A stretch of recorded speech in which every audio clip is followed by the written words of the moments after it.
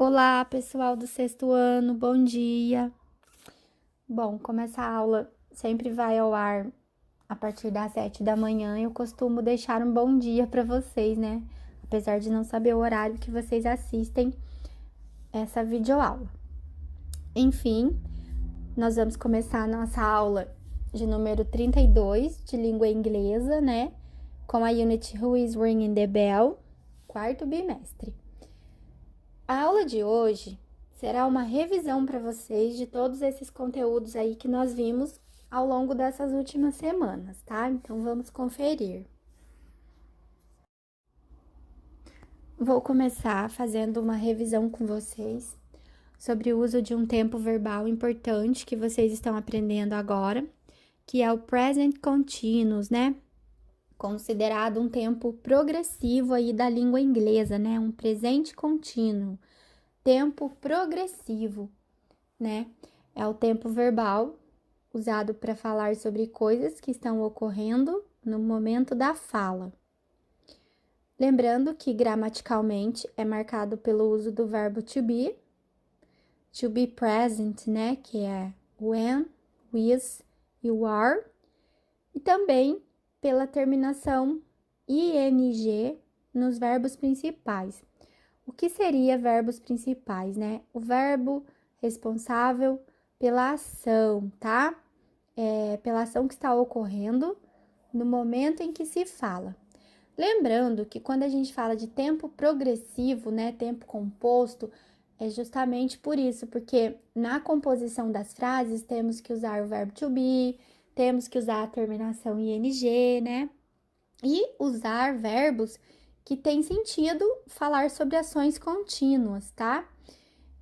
Outra coisa que deve se levar em consideração é a questão de quando eu falo coisas que ocorrem no momento da fala, eu posso simplesmente afirmar uma coisa que está acontecendo, eu posso negar uma coisa ou eu posso perguntar. Então, eu tenho essa opção dentro desse tempo verbal, que é formar frase interrogativa, negativa e afirmativa. E, inclusive, na página 7, né, da Unit Who is Ringing the Bell, que é a última unidade do livro, vocês encontram uma tabelinha. Inclusive, também já expliquei essa tabelinha para vocês em uma das videoaulas. É uma tabela com as explicações do present continuous na forma afirmativa, interrogativa e negativa, tá? É uma parte realmente muito importante da gramática, onde vocês irão aprender, irão rever aí como formar esses tipos de frases. Então, para começar, vocês precisam conhecer os pronomes sujeitos, né? I, you, he, she, it, we, you e they. Após isso, fica fácil vocês entenderem que após o pronome vai vir sempre um verbo to be, né?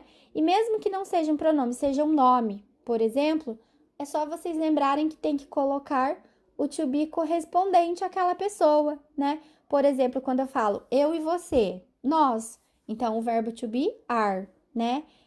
Quando eu vou falar Mary, ela, she is, né? Ou em primeira pessoa, I am. Então, eu tenho que saber a concordância de cada verbo to be. E aí, depois disso, eu vou escolher o verbo da ação, né? Se é a ação de visitar, ação de comer, ação de escrever, ação de estudar. Enfim, em inglês, já passei uma lista para vocês desses verbos, né? Verbo to eat, to play, to sleep, to write, to do, to make, enfim.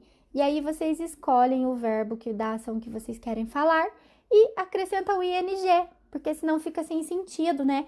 Quando eu falo, eu estou comendo bolo, né?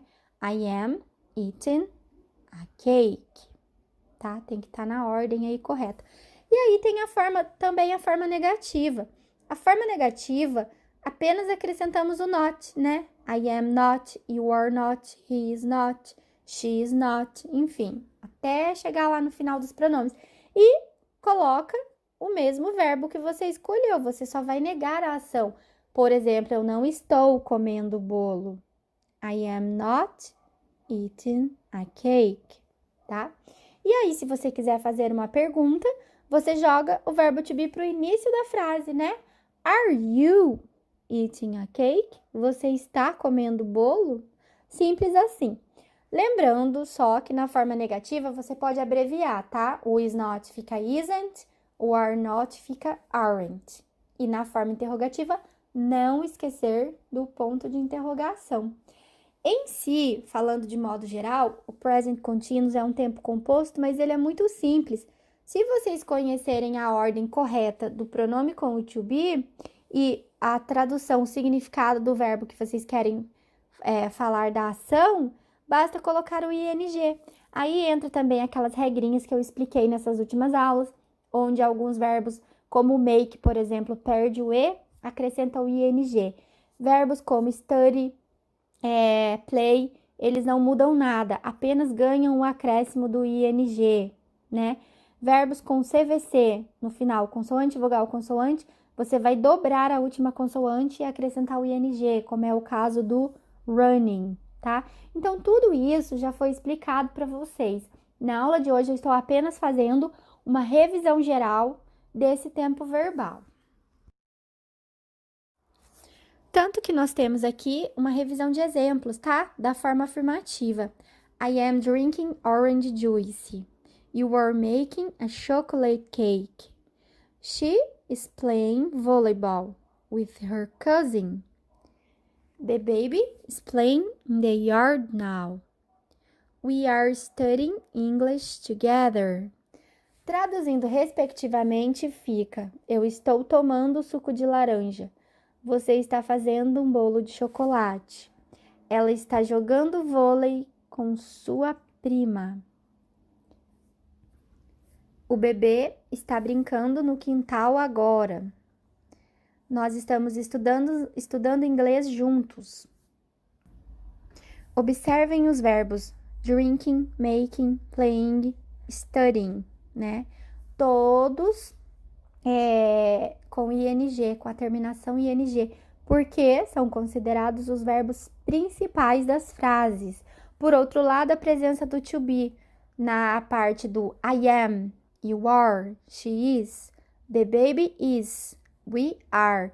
Em vez de usar he ou she, eu usei the baby, né? O bebê.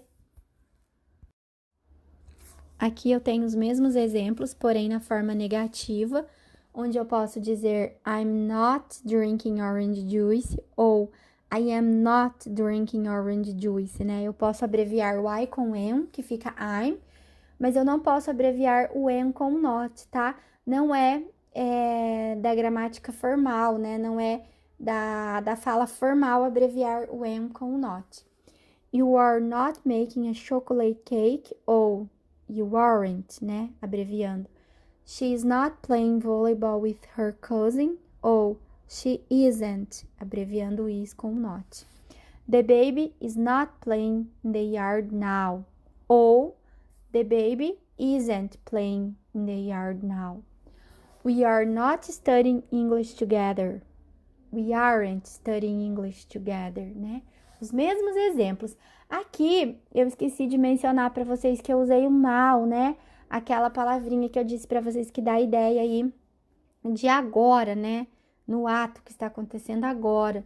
Então, é típico aí do present continuous.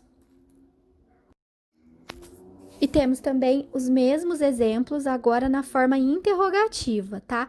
Eu só mudei a primeira pessoa aí porque fica muito estranho fazer uma pergunta para a própria pessoa, né? A própria pessoa fazer para ela mesma. Então, por exemplo, are you drinking orange juice? Você está tomando suco de laranja? Né? Estou perguntando para alguém. Is he making a chocolate cake? Ele está fazendo um bolo de chocolate? Is she playing volleyball with her cousin? Ela está jogando vôlei com sua prima ou com seu primo? Is the baby playing in the yard now? O bebê está brincando lá no quintal agora? Are they studying English together? Eles estão estudando inglês juntos? Perceberam? O verbo to be no início não muda mais nada, apenas inverte. Verbo to be e pronome, tá? o verbo principal continua o mesmo, seja na forma afirmativa, negativa ou interrogativa. Sempre vai ser com ing, a terminação ing, né?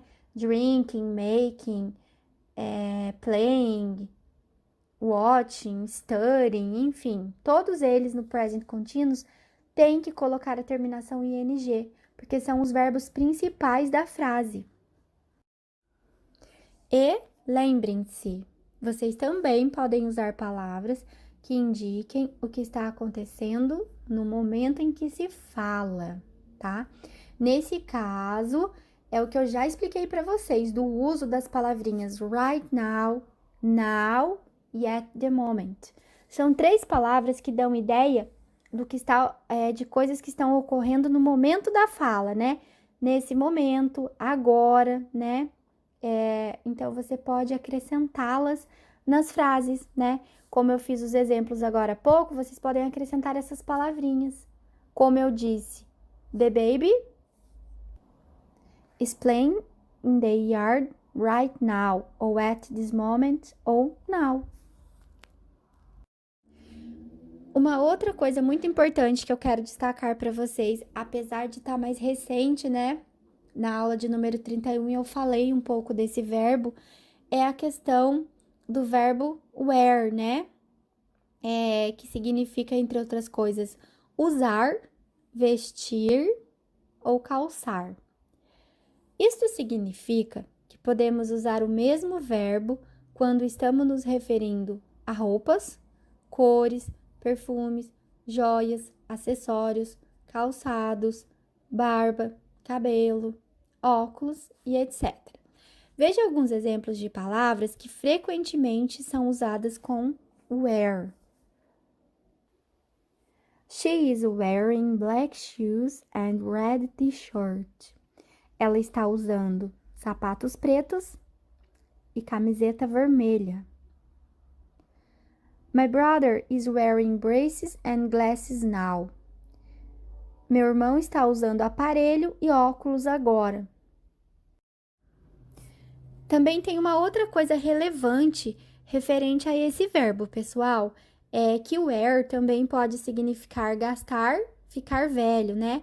Quando usamos para fazer referências a pneus, sapatos e etc. E o outro uso é quando queremos nos referir a uma expressão facial.